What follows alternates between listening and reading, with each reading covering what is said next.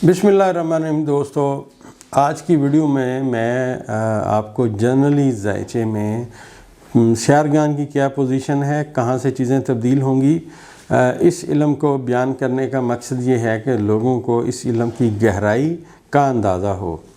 एक बात याद रखिएगा दोस्तों, जो भी इल्म हो जो इंसान सीखता है सारी उम्र सीखता रहता है और इंसान हमेशा तालब इल्म रहता है। शागिर्द उसके बन जाते हैं, आने वाली नस्ल उससे कुछ सीखती है, लेकिन इंसान बतौर तालब इल्म ही रहता है, चाहे वो किसी भी मकाम पे पहुंच जाए। और हमारे बुज़ुर्ग फरमाते हैं कि उस्ताद की जगह हमेशा खाली होती है। अगर आपने इल्म सीखना तो उस्ताद की जगह हमेशा खाली होगी। इस तरह हमने आज तक जो इल्म हासिल किया वो बयान कर रहे हैं और आने वाले वक्त में इंशाल्लाह इसबाक़ व नजूम के हवाले से मैं अपना जो लेक्चर है उनका भी आगाज़ करूँगा कि इल्म नजूम क्या है, और जो दोस्त सीखना चाहते हैं वो सीख सकते हैं और हर चीज़ इंशाल्लाह डिटेल से बताऊँगा।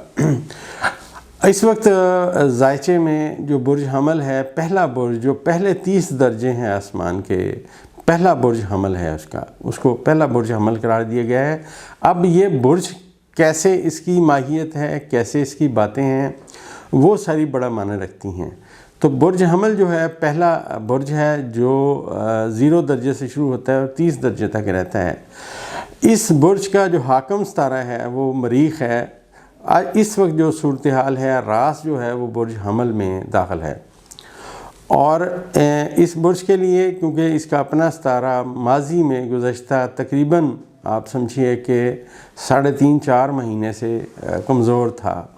इससे पहले ये बुर्ज सरतान में कमज़ोर था, बुर्ज असद में कुछ ताकतवर हुआ, लेकिन फिर सुमला में आके कमज़ोर हो गया, फिर मिज़ान में कमज़ोर रहा।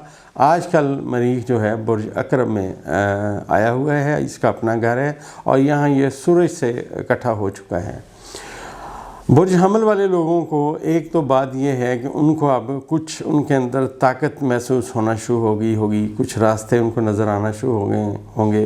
गुज़श्ता जो मैंने अर्ज़ किया 3-4 महीने से सूरत हाल जो थी वो इनकी सख्त परेशानियों की थी, मुश्किलात में रहे, जो करना चाहा वो नहीं हुआ। इवन बहुत सारे काम होते होते उनके रुक गए, रुकावटें आ गईं।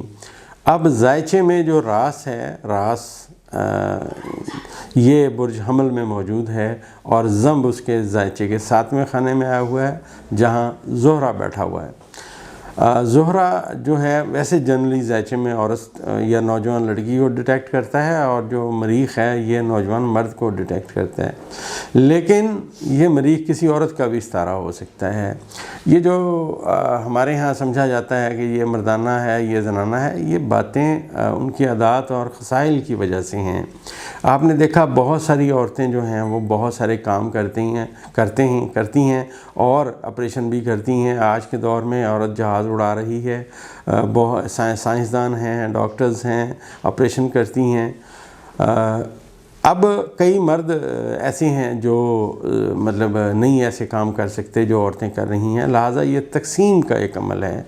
इसमें जो मैं अर्ज़ कर रहा हूँ कि ज़ोहरा जो है वो बैठा हुआ बुर्ज मिज़ान में अपने घर में, जो बुर्ज हमल का 7वां खाना है। अब वहाँ पे इनको असल में बुर्ज हमल वालों को अपने पार्टनरशिप में धोखे और फ्रॉड की निशानदेही है। मैं यहाँ एक बात बताता चलूँ, बहुत सारे लोग मेरे साथ मतलब अपना रब्ता करते हैं, अपने ज़ायचे बनवाते हैं, सवालात पूछते हैं। जनरली बुर्ज हमल वालों को ख़ास तौर पे जो नौजवान इसके लोग हैं, जो अब 20 साल से ऊपर और 30 साल से नीचे के लोग हैं, उनको मैं अलार्म करना चाहता हूं कि उनके ज़ायचे में ज़ोहरा ज़ंब के साथ ज़ायचे के 7वें खाने में बैठा हुआ है। लिहाजा जब ज़ोहरा और ज़ंब ज़ायचे के 7वें खाने में है तो अब सूरत हाल ये आने वाली है कि उनके साथ एक धोखे और एक फ़्रॉड की निशानदेही है। ये धोखा और फ्रॉड जो है ये ज़ायचे में उनके 7वें खाने में है। लिहाजा अगर वो लोग शादी करना चाह रहे हैं, स्पेशली कोई लव मैरिज करना चाह रहे हैं, तो इनको इस चीज़ में बड़ा मोहतात रहना चाहिए। उस लड़की का बायोडाटा पता करें। और ये भी हो सकता है कि बहुत सारे बुर्ज हमल वाले लोगों के साथ ये शादी धोखाधड़ी पर मबनी हो। और क्योंकि ज़ायचे का 7वां खाना जो एग्जैक्ट शादी का खाना है वहाँ पे ज़ोहरा ज़ंब के साथ बैठा हुआ है, लिहाजा अलार्मिंग सूरत हाल है। ऐसा ना हो कि ये अपनी जायदाद लिख के दे दें, उसे बड़ा सारा हक महल लिख के दे दें, اور اس کے اوپر ضرورت سے زیادہ خرچ کر دیں تو دھوکے اور فراڈ کی نشاندہی ہونی ہے، لہٰذا مشکلات آئیں گی آگے آنے والے وقت میں۔ میں اپنا فرض سمجھتا ہوں کہ میں لوگوں کو ذائچے میں جو تبدیلیاں آئیں وقتاً فوقتاً بتاتا رہوں۔ ایک بات اور کرنا یہاں بہت ضروری سمجھتا ہوں، ٹوئنز کا ذائچہ بھی جیسے میں نے عرض کیا تھا کہ ڈیفرنٹ ہوتا ہے، ایک کا ذائچہ، ایک کا برج ستارہ اور ہوتا ہے، دوسرے کا اور ہوتا ہے، 3 ہو جائیں تو تیسرے کا اور ہوتا ہے۔